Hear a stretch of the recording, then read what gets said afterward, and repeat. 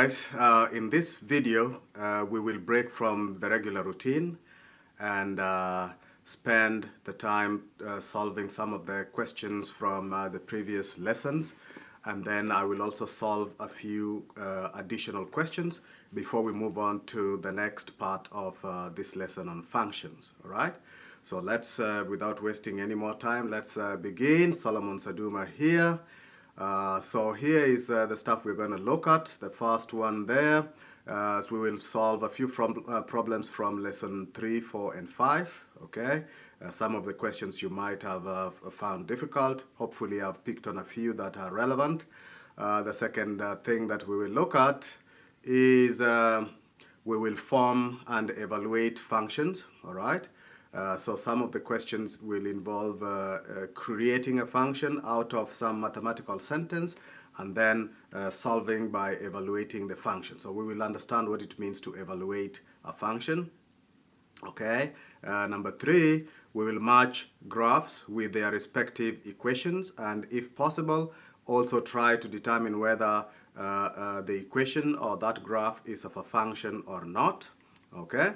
Number 4, we will apply function definition in problem solving. All right. We need to remember the function definition, which was that a relation is a function only if it is a one-to-one mapping or a many-to-one mapping. Okay. Number 5, we will determine the domain and range of a restricted in a case where the domain is restricted. All right. As you will understand, most of the functions or relations we've seen so far are ones in which the domain has been given to us. So it's basically restricted. You can't, add parts of the domain.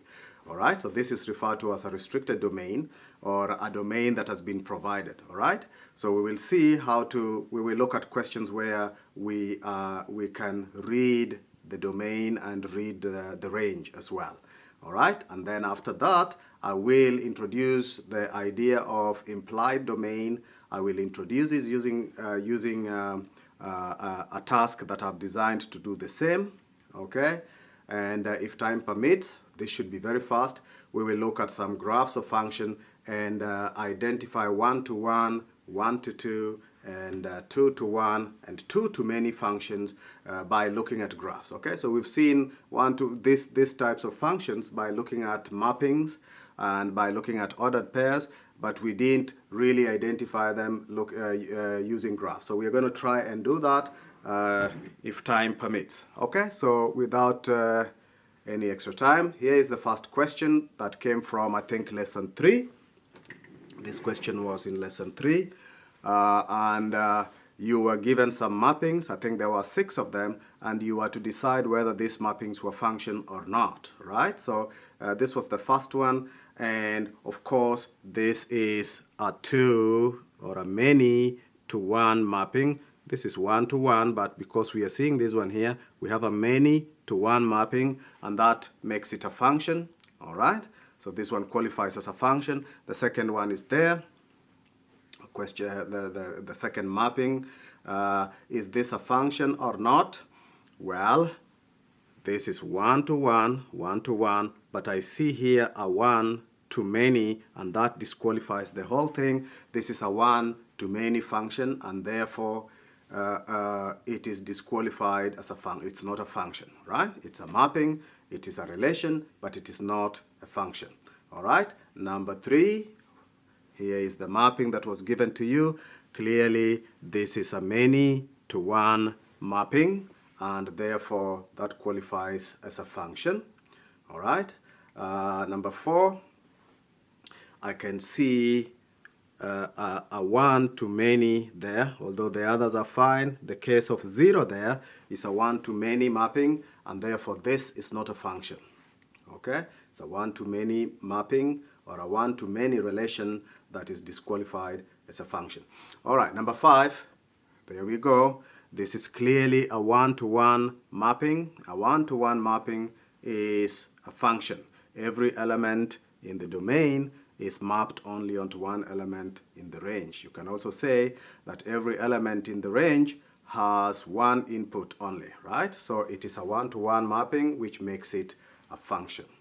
And lastly there, the sixth one, we can see that the input 3 has two outputs, and that disqualifies it. So this is not a function. All right, I hope you got this right when you tried it. Let's see what comes next. All right. Here are these questions that I asked you to find out if these were functions or not. These relations, are they functions or not? And what you needed to do was to use the vertical line test or the pencil test to check this out.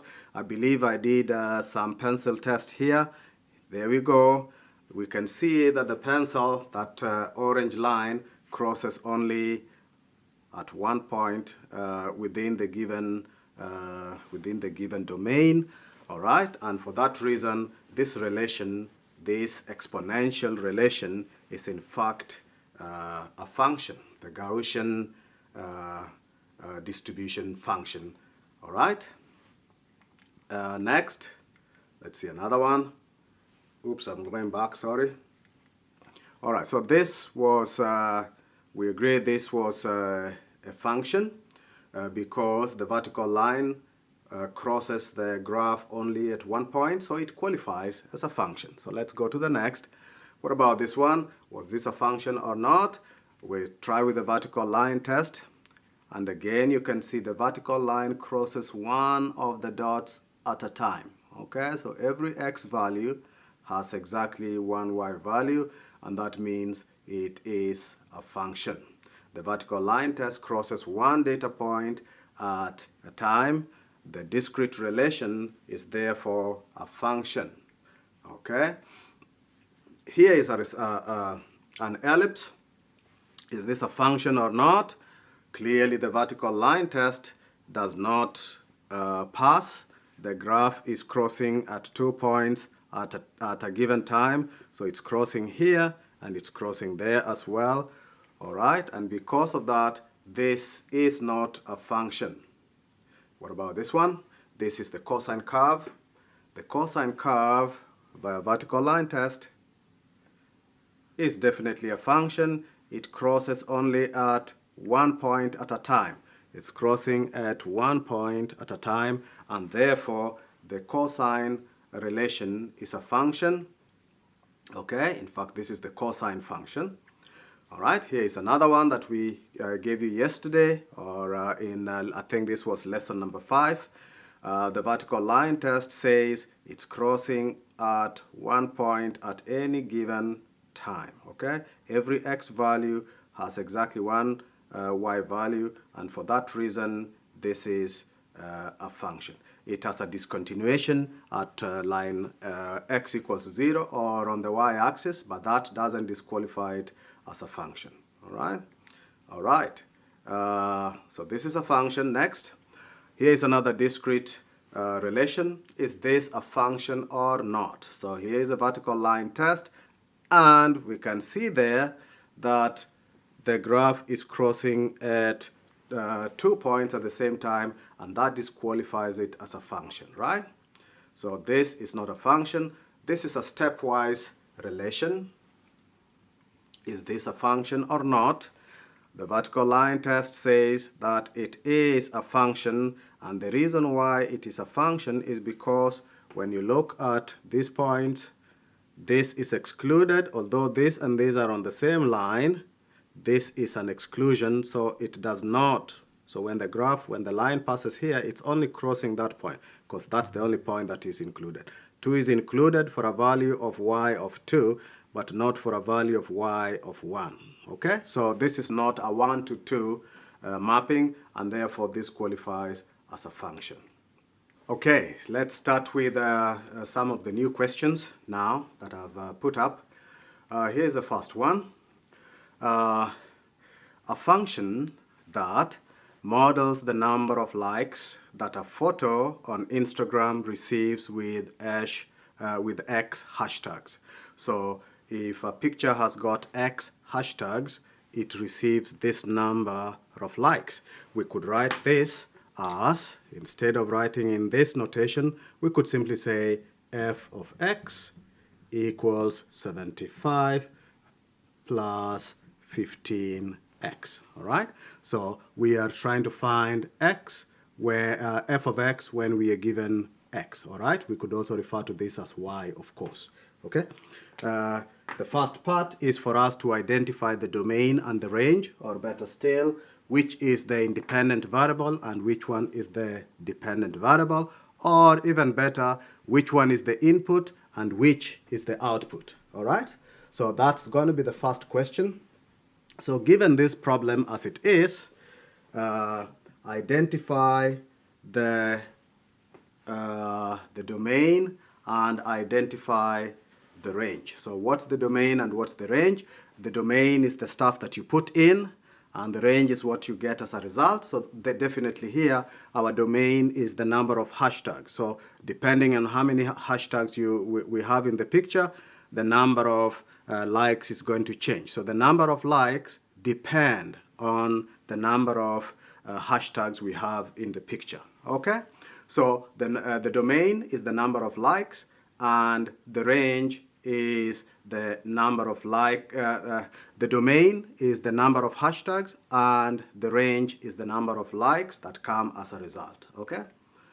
Right, like that. And there are many questions like this where you have information and you identify the domain and range, or you are given this information and then you evaluate the value of the function. So if you check where we started, one of the aim of our task today is to evaluate some functions, and the next part of this is to evaluate some of these functions. Let's see. So part B says, how many likes will a photo with 6 hashtags receive? So we have a photo with, so remember, we've agreed that f of x, we can write this as f of x equals 75 plus 15x. So what happens if x is 6? If the number of hashtags is 6, if x is 6, then we are looking for f of 6. We are evaluating the function for a value of x equal to 6. That is what it means to evaluate a function. So this is 75 plus 15 into 6, like that. All right, if we check this, this is 75, this is 90, so 165, which is to say that if a picture has got 6 hashtags, it is bound to receive 165 likes. All right? All right. Let's see. So what we've done there is we have evaluated the function for a value of x equal to 6. All right? Yes, so when x is 6, then f of 6 is 165, like that. Okay? That was part B. What about part C? How many likes does a picture receive if it has no hashtags? So now x is 0. If x is 0, substitute x is 0 there. We are looking for f of 0. So f of 0, this becomes, the second term disappears, and we are left with 75. Let's just see that. So x is 0, substitute that. All right, we are left with 75. So we are saying that even if a picture has no hashtags, it's bound to get some likes, in this case 75. All right? So according to this model, if your picture has no hashtags on it, it still gets some likes. All right, here's the next question. All right, you have a number of functions here. Use the domain given, use this domain here to evaluate, okay, to find the range of each of the functions. So basically we are evaluating. So we want to find f of 5, of minus 5. We want to find f of negative 2, f of 0, f of 4, f of, right? Like that. So if we do that, for example, the first one, put negative 25 here, negative 5 there, we get negative 40. Negative 40 minus 12 is negative 52. We do the same with negative 2, put it in there, we get negative 16, and negative 12 is negative 28, and so on. So for the first one, we have negative 52, negative 28, negative 12, negative 12. If we have a 0 there, if we put a 0 in there, then this term disappears and we are left with negative 12. All right, if we put a 4 in there, that is 32. 32 minus 12 is 20. If we put 10, that is 80. 80 minus 12 is 68, and so on. Okay. The second one, we do the same. This is g of x equals minus 3x squared plus 7. This is quadratic. Okay, concave down, quadratic, because the coefficient of x squared there is negative. All right, this graph crosses the y-axis at positive 7. Looks something like this. All right, it is symmetrical about the y-axis. This is at 7 right there. All right, we can always find out those values. They would be the square root of 7 over 3, positive and negative square root of 7 over 3. So this is negative root 7 over 3. This is positive root 7 over 3, like that. So those are the zeros of this function. It is symmetrical about the y-axis, but this is not what is important for this case. We are not interested in how the graph looks like. We want to evaluate it. It's just as a by the way to remind you of how to sketch the graph. If somebody was to ask you to sketch it, that's what we would do. So this is quadratic. So if we substitute the domain here, the range for this quadratic would be negative 68, negative 5, 7, minus 41, and negative 293. Try it slowly and you should get these values. Okay? Now the last one contains the modulus sign, so I'm going to do it in steps. In fact, I'm using a table to do it so that you can understand what's going on. Okay, so you don't get confused, right? So we have a table here. We want to evaluate this. So the first row there, we want values of x. We will put values of x, which should be negative 5, negative 2, 0, 4, and 10. All right. Then what we will do is we will just work out the inside of that, the modular sign, just the stuff that is inside. And then in the next stage, we will look for its modulus. Okay. Hoping we understand what we mean by modulus. Otherwise, we'll talk about it now. Okay.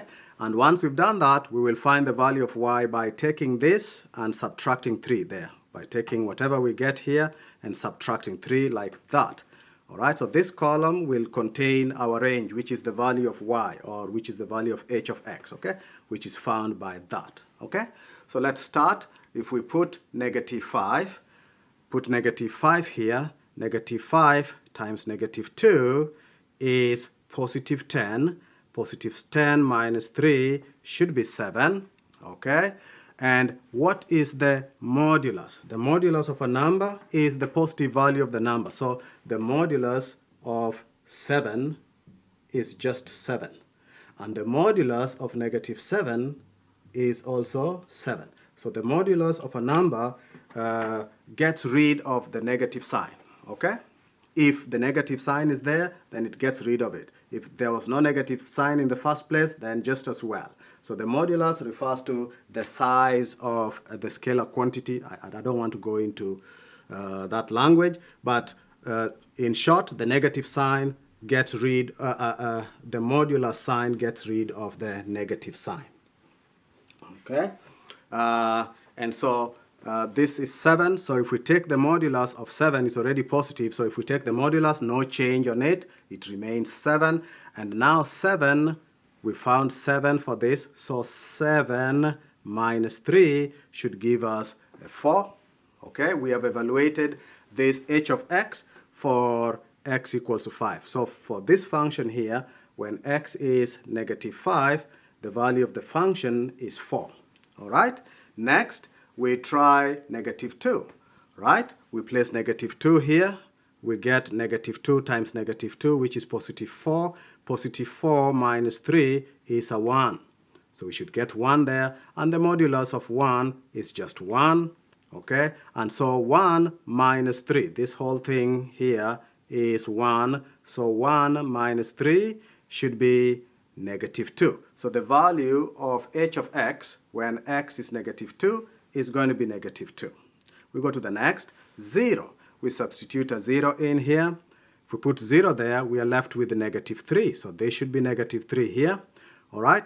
The modulus of negative 3 is positive 3. Okay. And now positive 3 minus 3 there gives us a 0. Okay. We have evaluated the function at x equals 0. We have evaluated the function h of x at x equals 0. So when x is 0, h of x, h of 0 is also 0. All right, next, let's try a 4. If x is 4, put a 4 in there. We get negative 2 times 4 is negative 8. Negative 8 minus 3 is negative 11. All right. The modulus of negative 11, we are now on this line, the modulus of negative 11 is positive 11. Okay, the modular sign gets rid of the negative numbers. Okay, and so now 11 minus 3, because this thing here is 11 now, minus 3, what's 11 minus 3? Should be 8. All right, next, the last one is 10. When x is 10, substitute 10 there, we get negative 20. Negative 20 minus 3 is negative 23. And so the modulus of negative 23 is positive 23. And positive 23 minus 3 should be positive 20. And so we have found the range for this function here. So what's the range? So the range is given by, all right, so we can write the range as h of x or y. It doesn't really matter. And those are the values that we get from the range. I hope you guys understood. Hopefully you understood if you had forgotten about the modulus sign, all right, or the modulus function, as we sometimes call it. I hope that you are now reminded should you see it again. All right, next.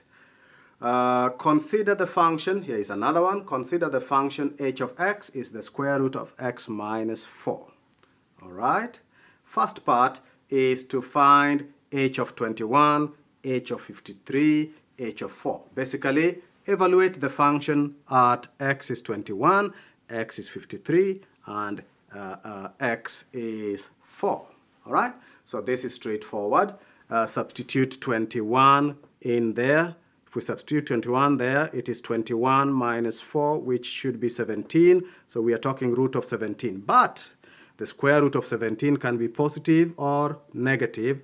So here is a case where an x value of of 21 gives us two possible y values, negative root 17 and root 17. So this is not a function until we insist that this is only, if we say that this is only talking about the positive part, then we can call it a function. Otherwise, the square root of this thing here is positive or negative, like that. I just need you to keep that in mind. So this is not a function because it would be a one-to-many mapping, all right, which disqualifies it based on the definition of function. All right, let's see. What about for 53? If x is 53, put 53 there. We get 49 in there. The square root of 49 is 7. So we have evaluated for the first one. Now we are evaluating for the second one with 53 there. So if we put that there, we get positive or negative 7. If we put a 4 in there, we get 4 minus 4, which is 0. The square root of 0 is 0. We have evaluated that, it's not a function, so we evaluated that relation for those values, of x. All right? There is a part B to this question. Find the value of x for which h is undefined. This is a question that is leading us to the next discussion of implied domain. So what is the value of x for which this function will not have a solution? What is the value, or even, in fact, what are the values? Because there can be more than one. If this is to have no answer, it means this thing needs to make no sense at all, okay? And for that to happen, we know. Thinking about square root, we are going to discuss it shortly in the next video, but we know that we cannot find the square root of negative numbers. So this is how we reason. We reason that if we are to look for the square root, all right, x minus 4. This thing inside the square root sign is called the argument. So the argument of the square root sign there is the stuff that is inside the square root sign. It's called the argument. So the argument cannot be a negative number. So we are saying the argument has to be greater than or equal to 0 for us to be able to look for its square root. We cannot look for its square root if it is negative. So this is how we say that it has to be positive. It has to be positive or it is equal to 0. All right, this is how we write positive. If we want to write negative, we say x is less than 0. This is another way of saying x is a negative number. Okay, so we reason using an axiom of mathematics that we cannot find the square root of a negative number. And so the stuff that we are trying to find the square root of, this stuff inside the square root sign, this stuff here, that cannot be a negative number, has to be 0 or positive. That's the reasoning that we use. So if x minus 4 has to be a number that is greater than or equal to 0, then we can rearrange this and we have x needs to be greater than or equal to 4. And here we are, that becomes the domain. So find the value, I should have even said find the values, okay?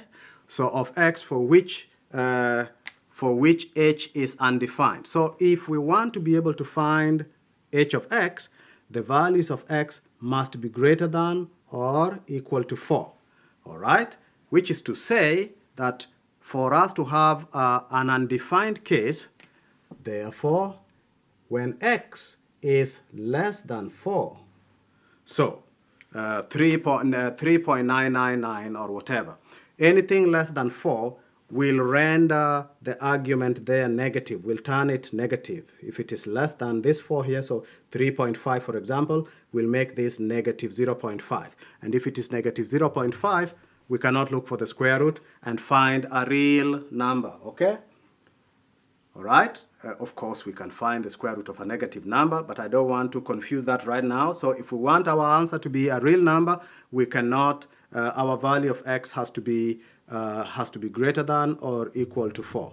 So if x is less than 4, any number less than 4, this becomes ambiguous because this becomes a square root of a negative number, which will become undefined. All right, so to answer this question, the values of x for which h is undefined are values of x that are less than 4. So we can say if x lies between negative infinity and 4, like that, actually less than 4, cannot be equal to 4. If x lies between negative infinity and 4, our function will be undefined. I hope you understood this. But this is the stuff we are going into. We're going to look at a few cases of implied domain, all right? So this is an implied domain. This is telling us that for this function, this function only works if it's a function that's positive there. If we are sure this is positive root or we are sure it's negative root, well, it is only true for these values of x. Anything else and it becomes undefined. So this is an implied domain. We are not told that it starts here, but it can only start from there, okay? So it is implied domain. But like I've said, we are coming into that discussion again, so no big deal. It's the topic of the next lesson. All right, so let's just put this in perspective. We cannot determine, so this is the reasoning that we use. It's a mathematical axiom that we would make use of. We cannot determine the square root of a negative number in the real number line. We cannot, okay? Because of that, if this is to be undefined, we need for this thing to be negative. If it is negative, we will not be able to define h of x. So we need to know which values of x will render that argument there negative, all right? So we reason that the argument, that is the number inside or the expression inside the radical sign, must be 0 or greater for the function to be defined.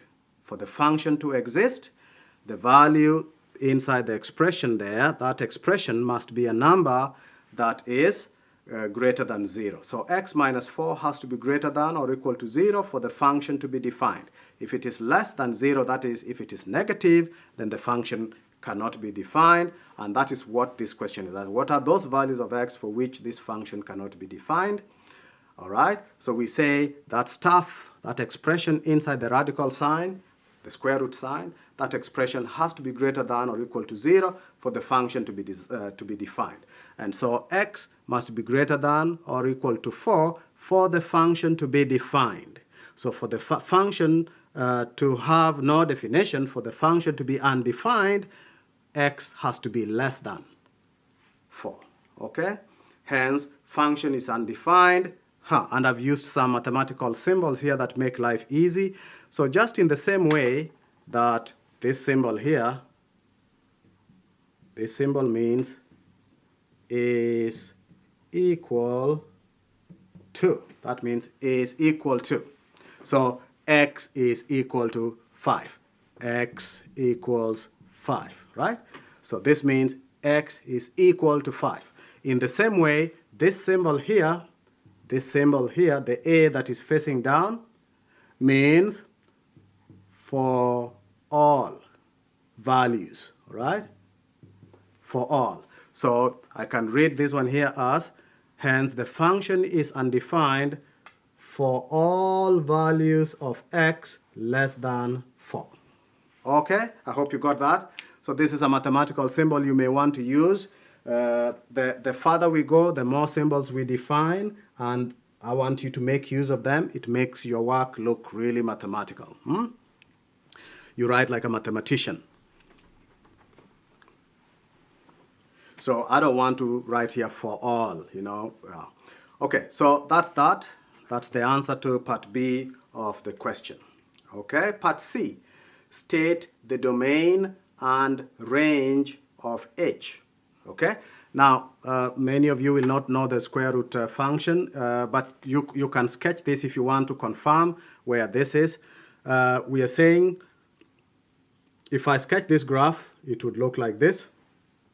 It would start at 4, all right? And we said that for the function to be defined, the values of x have to be greater than or equal to 4. So this will start at 4 there, and the square root function looks like this because it is the inverse, as we will see later, it is the inverse of the x squared, which would be going like that, right?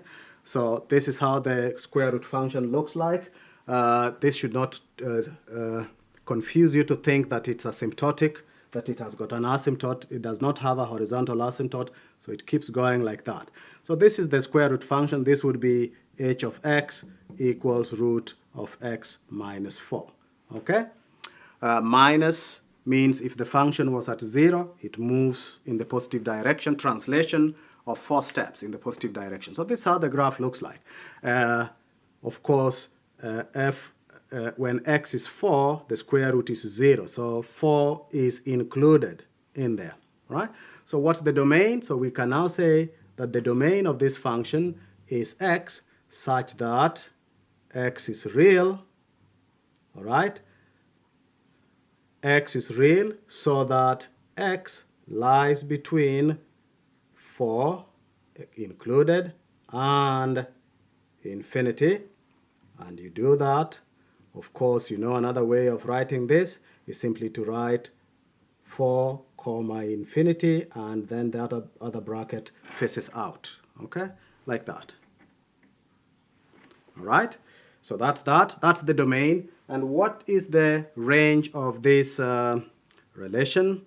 The range, just look at the graph, the possible values of y. You can see that the range are values of y such that y values are real, but y lies between 0, the lowest possible value of y there is 0, and it goes on to infinity. This continues up like that. it would be an arrow if we needed to, and this is to infinity like that. And 0 is included, so we put less than or equal to, and our brackets there like that. This should be here anyway, it doesn't matter. Okay, and so that would be the range of this this function. I hope you understood. All right, you can try to sketch that function for x where x is positive and see that that is how it would look like.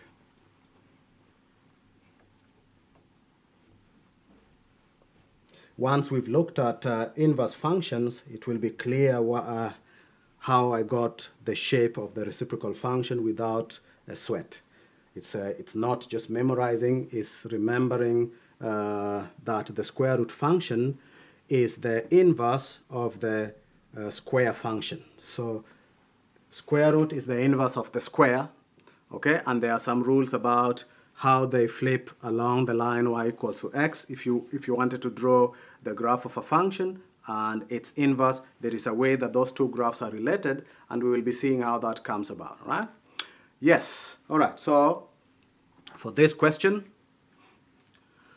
for the function to be defined, we know that x has to be greater than 4, greater than or equal to, so the domain is definitely that. This is 4 from 4, we already talked about this, so this is supposed to be from 4, not because it has to be greater than or equal to 4. So this, like we've written there, this is a 4, okay, greater than 4, and runs all the way to infinity. Did I write the range? The range starts from 0 to infinity, all right? And again, this needs to have those brackets there, because when you write the domain and range, you want to use the set builder notation, all right? So those brackets need to be there. Okay, next question there.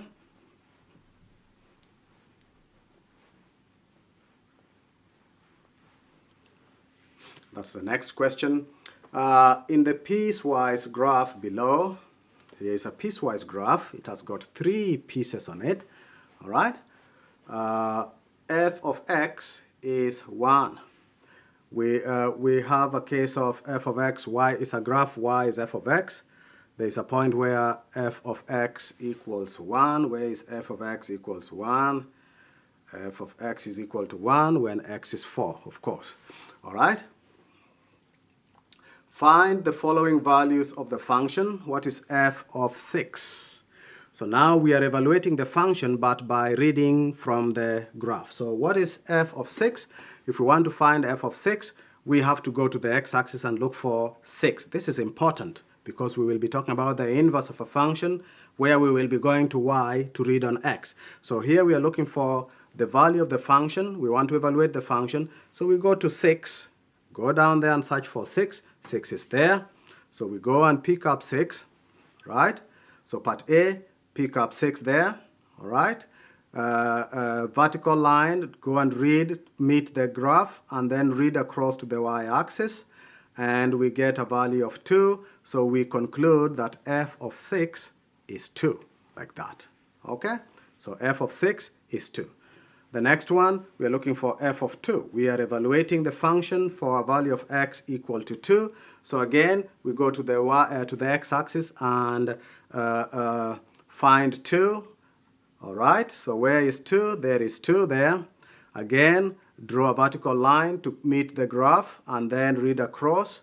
And we can see that f of 2 is, in fact, 4. F of 2 is 4. What's f of 0? We go to the x-axis and find 0. Okay, so 0 is there.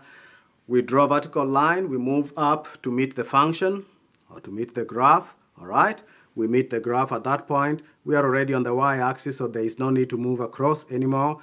And therefore, where we meet the graph there, it is a 7, and therefore f of 0 is a 7. All right, lastly, what is f of 5? We go to the x-axis and find 5. Okay, what is f of 5? Read up and across. That would look like 1.5-ish. All right, so f of 5 is 1.5. All right, so we've evaluated this function for these values of x, 6, 2, 0, and 5. Okay, part B. Given that f of x is 2.5, what are the possible values of x? If the value of the function is 2.5, for what value of x is the function going to read 2.5? Of course, to do that, you go and check where 2.5 is. So here is 2.2, that is 3. So 2.5 is somewhere here, right? 2.5 would be somewhere there. So we draw a line. Where is that? Yes, so we draw a line there like that. And then where the graph, the blue line there is crossing the x-axis, is crossing the graph. There's one there. There's another point here. There's another point there. So there are 3 of them, right? Now we read down to see which values of x. So this would be a many to one mapping, right? Many values of x have the same value of y. So a many to one mapping. So one of the possible value of x is 3, right? That's one possible value. Another possible value is here. I think it's 7, right?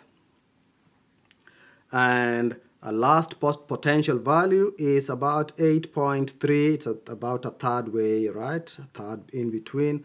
So approximately 8.3 there. And so we can say the values of x for which the function will be 2.5, those values of x are 3, 7, and 8.3. I hope you understood. Okay? Right. Now we are matching this question. In this question, we are matching these functions with graphs. So some of these functions will have graphs, which I'm going to indicate here, and your job is to see which one maps on is the graph for which function here. Okay. Of course, I'm going to give the answers. So here, think about what this might mean. Again, if you had done inverse of functions, this would be easy to see, all right? But you haven't. So first of all, it is a function because it would pass the vertical line test. So line A is the graph of y cubed is x. Try to sketch it. So this is line A there. Okay, graph A here, graph A is for y cubed equals x. Okay, I won't blame you if you couldn't tell what that graph is for, but soon you will be able to tell. Let's look at the next one. The next one there is, that should be easy. Does the equation of this graph appear there? Well, if you check, you should see that that line has no equation in here. All right, this is the line x equals -3. Line x equals -3 is not even a function, and it's not a function because we don't have x versus y. But even if we did, it is not a function because one value of x, which is -3, would have infinite values of y. So it would be a one-to-many mapping, which would fail as a function. Okay? And so this graph, anyway, does not even exist in this list. Next. I hope you got it. Next, this one here. This should be familiar. Please look and check if you can see which graph it is. I think it is in there somewhere. Let's see. Do I see it? Yes. Do you see the graph? Somebody? Yes. So line C has a graph there. Line C belongs to this function here. I hope you identified it. I hope you were able to see it before I wrote it down. So that's the graph of that line. It's quadratic and it crosses the y-axis at 2 and it is symmetrical about the y-axis. All right, next. Next. And of course, that was a function. Line C is a function. What about this one? This is a graph that you will get to know very, very rapidly. Okay, it is in here and it is a function. So which one is it, do you think? Well, it doesn't exist here because it is, yes, it is not here. This line is not here at all. Yes, I thought it was going to be this one, but it is not, because it needs to have a negative sign here. So if there was a negative sign here, it would be this one, okay?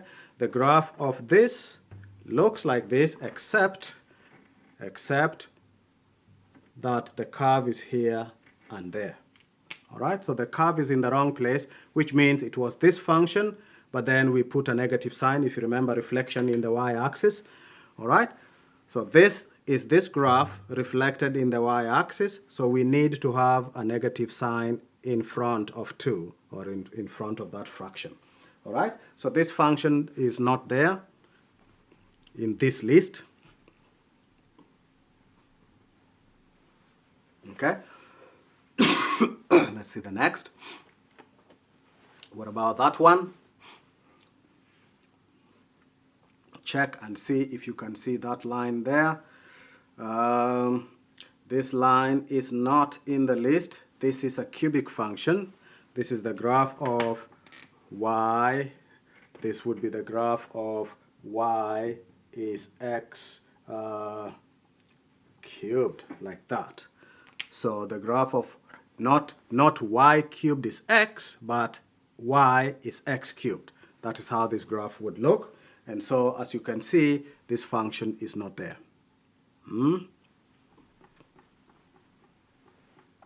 Oops, I've removed that. I didn't want to remove this. This was A. We'll keep this here for a moment. This was A, and this one was C. So let's keep them there. Let's see the next one. So this is a cubic function. We don't have it here. Let's see. What about that one? This one should be there somewhere.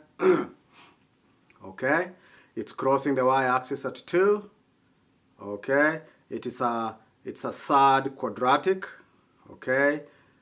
So if you have identified it, I hope you did, that is referring to this function here. So graph F, I think it is F there, graph F is referring to this, because if you rearrange this, you get y is negative x squared plus 2, all right? Which is what that function there is, okay? So that's F. Next is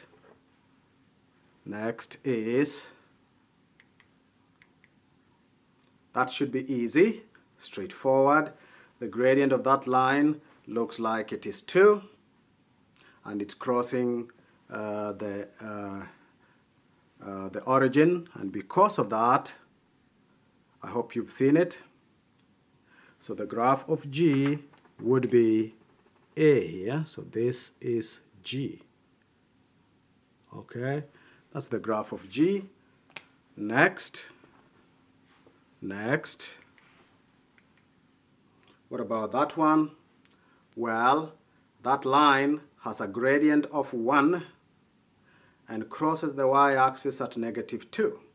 So we are looking for a line y is x minus 2. Have you seen it?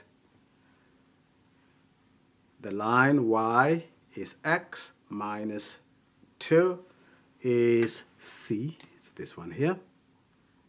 Okay, so that is H. This is H here. Right? Do we have any other? Right, there we go. This is the graph we were looking for. Yes, and that is the graph of H here. All right, so I is for H there. So when x is 1, y is 2. When x is 1 there, go up and you meet 2. But when x is 2, y should be 1. So when x is 2, y becomes 1. All right, like that. So it's the reciprocal function, as we call it.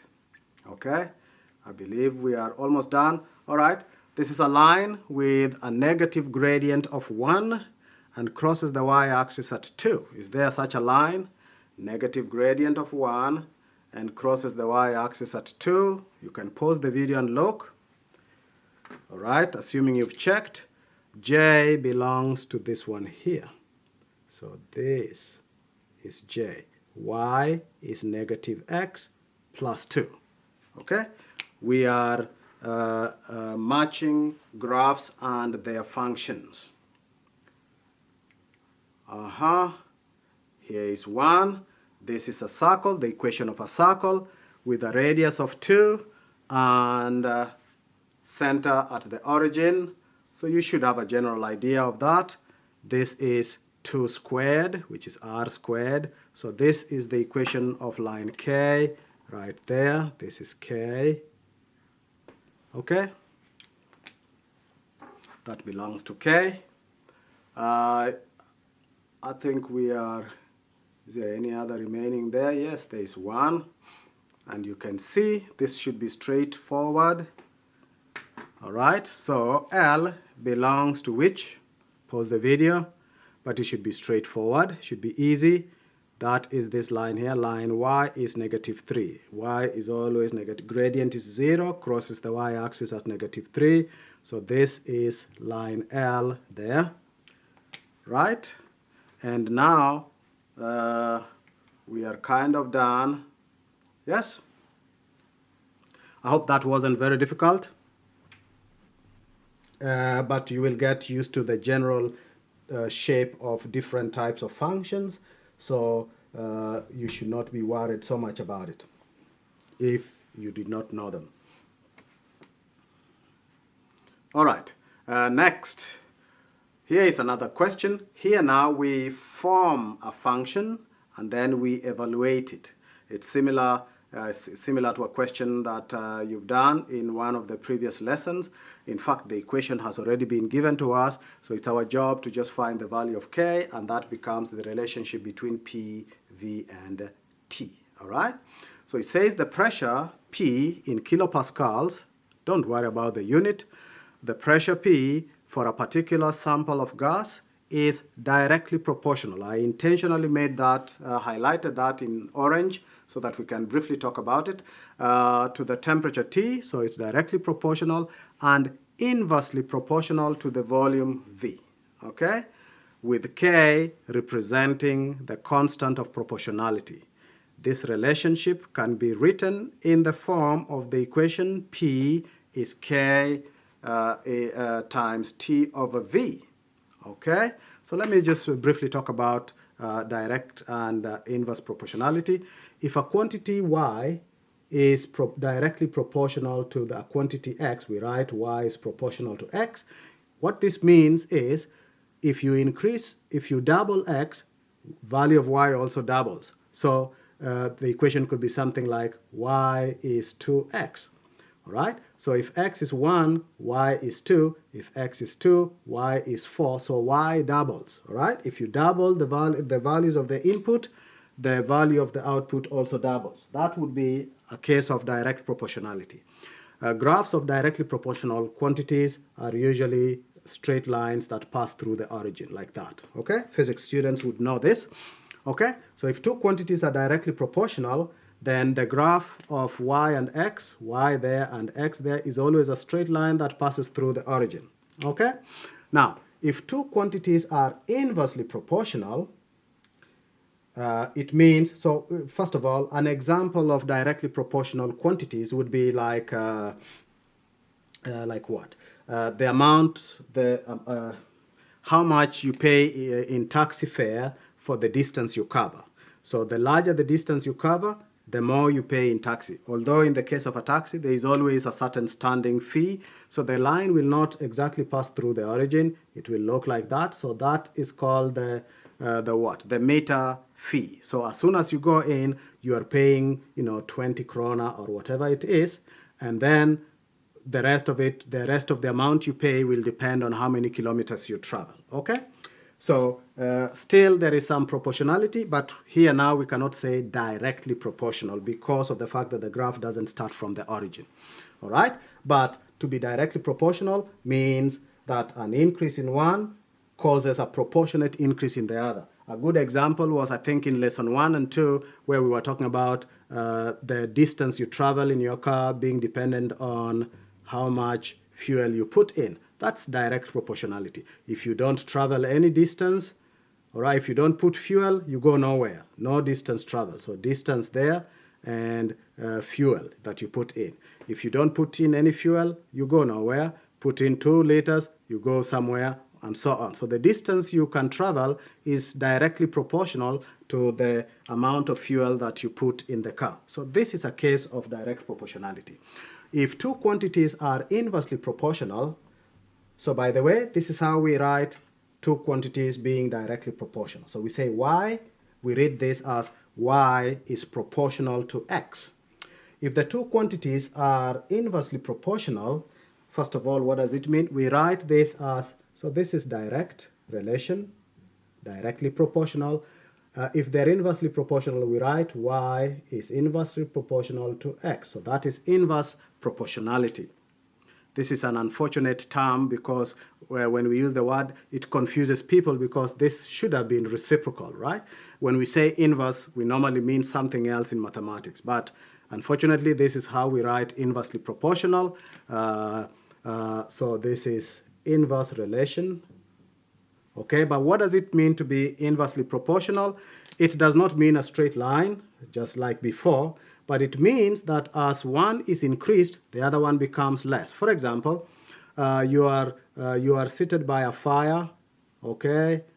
Fireplace, a bonfire, you have gone on camping, and this is fire, and you sit somewhere there by the fire, okay?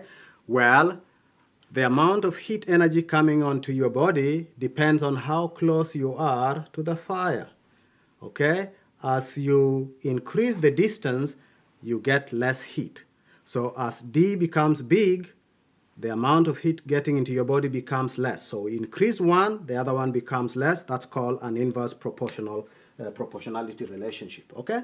Another easy one to think about is the force between two magnets. So if you have two magnets like that, if you bring them closer, the force of attraction is greater. As you move them away, the force disappears, okay? So that's another case of inverse proportionality, all right? So if two quantities are inversely proportional and you draw the graph, it will look like this, okay? It's a curve. It's not a straight line. It is a curve like that, okay? So that's inverse proportional. That's why the function we looked at earlier, y is 2 over x, all right? It looked like that. All right, so that was a case of inverse proportionality. Right. And so, if the pressure is directly proportional to the temperature, we would write P is proportional to T. But the same pressure is inversely proportional to volume, so we'll write P is proportional to 1 over V. All right? In other words, P is proportional to T and inversely proportional to V, like that. So we write, therefore we write P is, we can combine this and we write P is proportional to T over V. So what we normally do is this sign of proportionality is not really helpful. So if we're going to find a true law relating these three quantities, we need to remove the sign of proportionality and replace it with an equal sign and a constant of proportionality. So we'll write P, and in place of this we say equal to some constant times T over V, which is what we have been given there. All right? So this is in the topic variation, variation, which is in the content for MYP5 pre-DP stuff, right? So this is the scenario then. I hope you have an idea of what we mean now by being directly proportional or being inversely proportional. Let's look at this question now. See if we can now answer the question.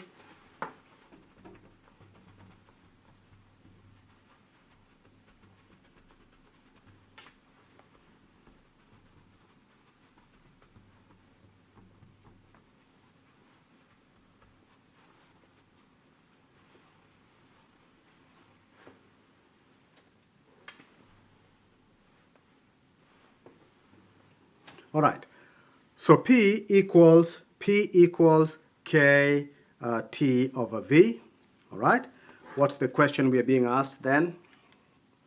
All right, find the constant of proportionality K if 150 liters of gas exert a pressure of 23.5 kilopascals at a temperature of 375 Kelvin. So this is what we call absolute temperature scale. It's not the Celsius scale or the Fahrenheit scale.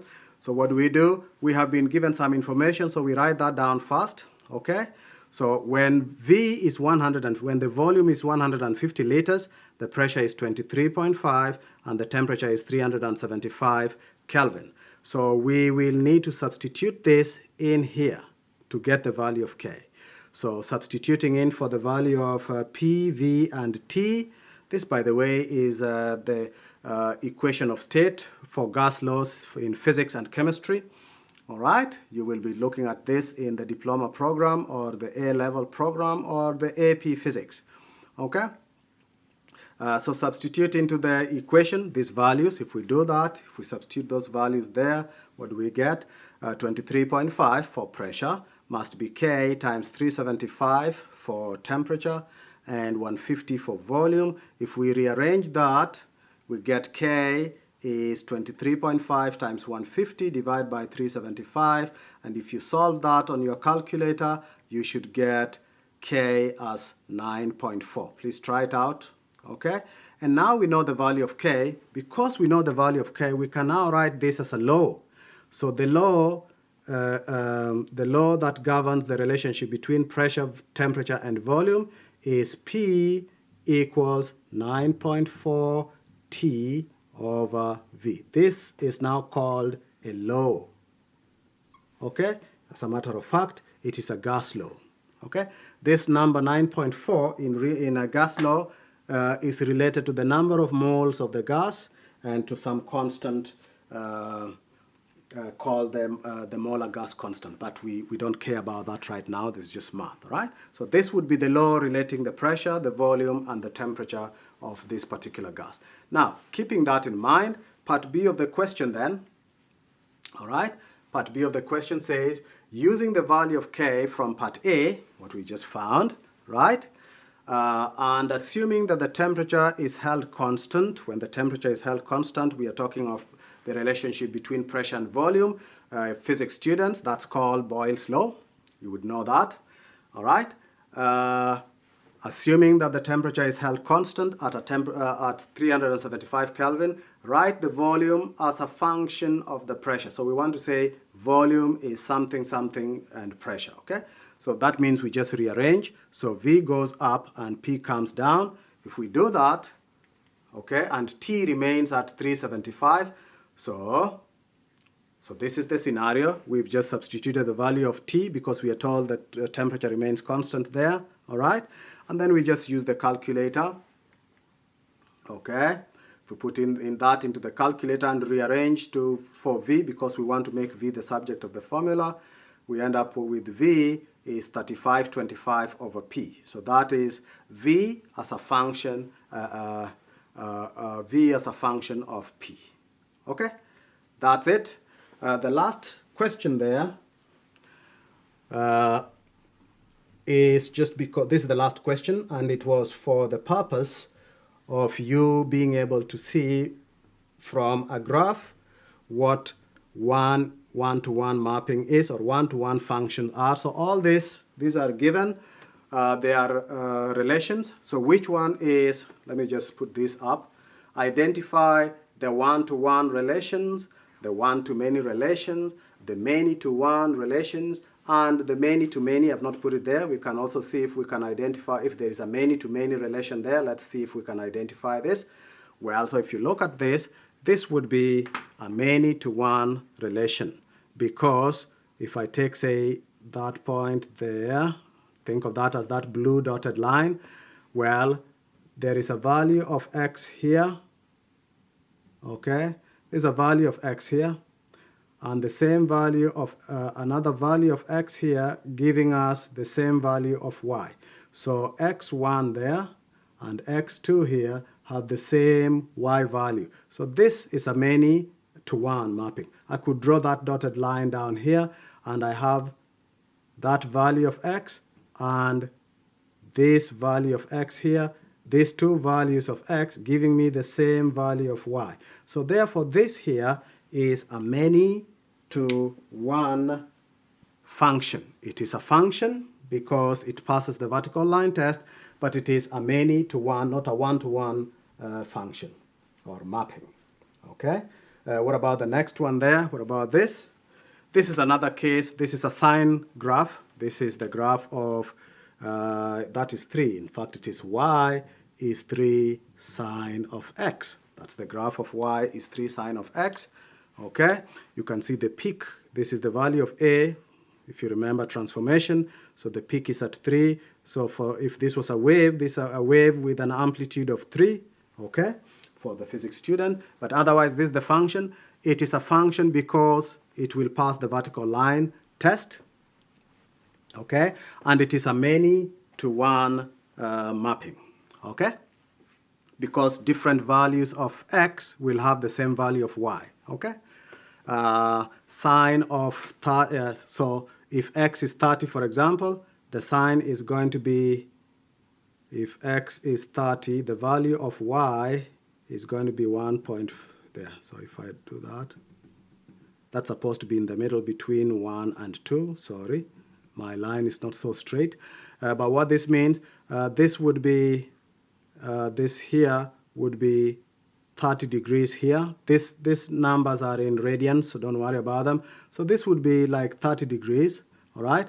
But so is 120 degrees there, 120 degrees. And if we went on, there will be another value. So sine of 30 is the same as sine of 120, like that. Don't worry about the details of that, just the fact that it is a many to one mapping. Okay, a many to one function. All right, what about this one? This is a many to one function. We already saw this graph earlier.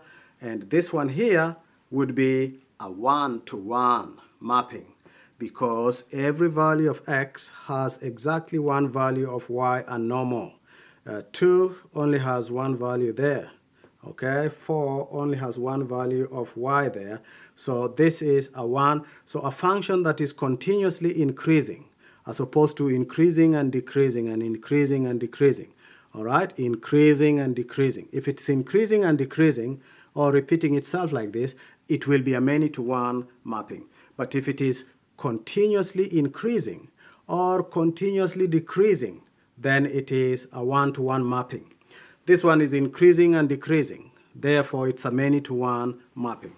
But here is a different one. This one fails the function test because the vertical line would cross at 2 places. So a graph that is curving back along the x-axis, you know, like the equation of a circle or an ellipse and so on, or this one here, these are not functions. So this is a one-to-many mapping, and that means it is not a function. I believe this is it for this video. All right, I hope you liked it. I hope it made sense. If something did not make sense, please make a comment so that we can talk over it. I can always comment on in the same pages where you will be commenting. Please do that, and I will respond or ask me in any way possible. All right. Otherwise, that's the end of lesson 6. We're in lesson number 7. We are going into implied domain. What's the implied domain of some specific important functions? All right. We will be looking at the implied domain for the square root function, for the reciprocal function, and for the combination of the two. I will also try to explain the same idea for exponential and logarithmic function. All right. Otherwise, thank you very much. Thank you for watching. See you in the next video. Please click like if this made sense so that you will be able to get notification when lesson number 7 is ready. Thank you very much. Bye.